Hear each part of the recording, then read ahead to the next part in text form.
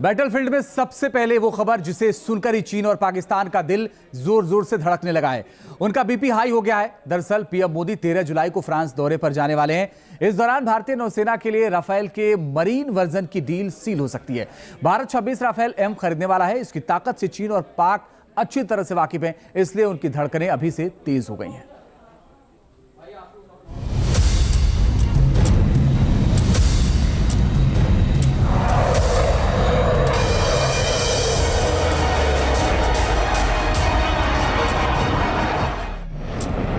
बाज से भी तेज निगाहें और तूफान से भी तेज रफ्तार।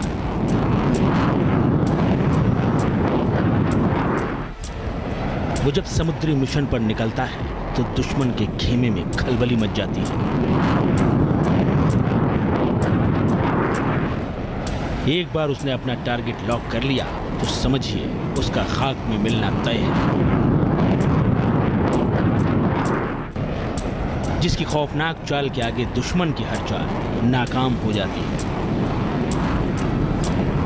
जिसका नाम सुनकर ही दुश्मनों के दिल की धड़कनें बढ़ जाती हैं, ब्लड प्रेशर हाई हो जाता है। जी हां, समंदर में हिंद का नया रक्षक बनकर भारत आने वाला है राफेल एम। फ्रांस के साथ राफेल के नेवी वर्जन की डील पर मुहर लगने वाली है। राफेल एम की डील होगी प्रधानमंत्री नरेंद्र मोदी की 13-14 जुलाई को होने वाली फ्रांस यात्रा के दौरान। पीएम मोदी इस दौरान फ्रांस की राष्ट्रीय परेड में गेस्ट ऑफ ऑनर होंगे। उनके इसी दौरे पर इंडियन नेवी को मिलने वाले नए योद्धा की डील सील हो सकती है।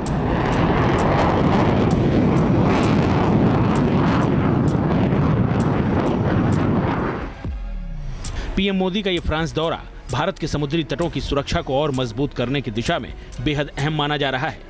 केंद्र सरकार ने भारतीय नौसेना के लिए लड़ाकू विमान राफेल का मरीन वर्जन खरीदने की तैयारी लगभग पूरी कर ली है।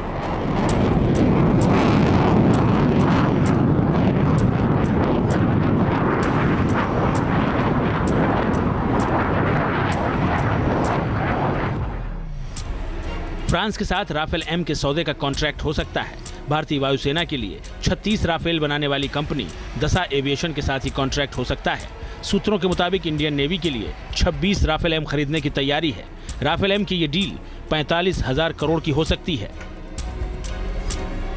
प्रधानमंत्री की फ्रांस यात्रा से ठीक पहले रक्षा खरीद परिषद सौदे को औपचारिक मंजूरी देने के लिए बैठक करने वाली है। सूत्रों के मुताबिक राफेल एम पर विशेषज्ञों की सहमति बन चुकी है।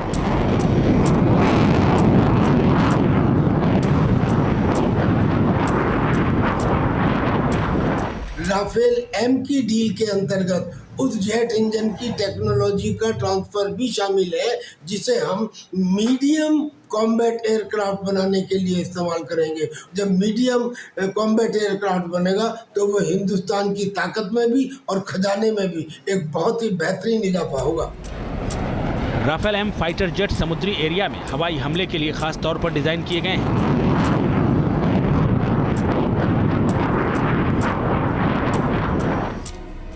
इन्हें सबसे पहले स्वदेशी एयरक्राफ्ट कैरियर आईएनएस विक्रांत पर तैनात करने की तैयारी है। अभी आईएनएस विक्रांत पर रूसी मिग-29 तैनात हैं, जो धीरे धीरे सेवा से बाहर किए जा रहे हैं। मिग-29 की जगह राफेल एम की तैनाती की जाएगी। भारत सरकार पिछले 4 सालों से आईएनएस विक्रांत के लिए नए फाइटर जेट खरीदने की योजना पर काम कर रही थी। 2 साल पहले अमेरिकी बोइंग FA-18 सुपर हॉर्नेट और फ्रांसीसी राफेल एम में से किसी एक को चुनने की प्रक्रिया पर काम शुरू हुआ।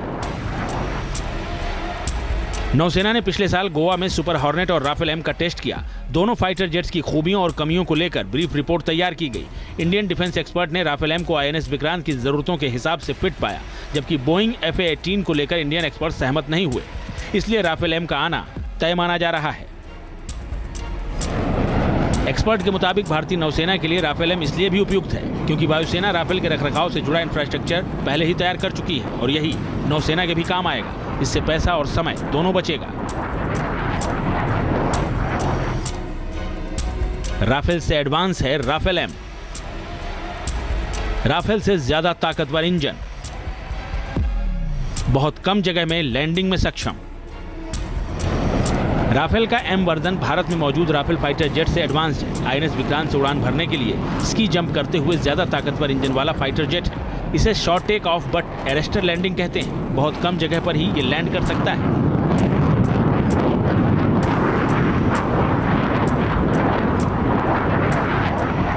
इसमें जो जेट इंजन है वो लाइट वेट और बहुत हाई थ्रस्ट वाला है।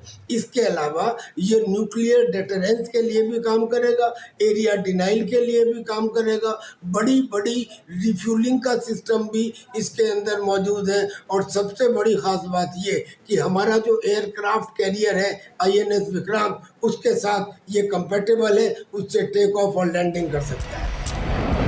हिंदुस्तान अपने एयरक्राफ्ट कैरियर्स पर तैनाती के लिए अपने LCA नेवी विमान तैयार कर रहा है, लेकिन इसका पहला विमान 2030 तक बन पाएगा। तब तक के लिए भारतीय नौसेना 26 राफेल M खरीदना चाहती है, जिनकी खरीद पर PM मोदी के फ्रांस दौरे के दौरान मुहर लग सकती है। Team news nation. तो प्रधानमंत्री नरेंद्र मोदी का ये फ्रांस का दौरा बेहद ही अहम है और ये कहा जा रहा है कि प्रधानमंत्री जब जाएंगे फ्रांस तो राफेल M की डील हो सकती है।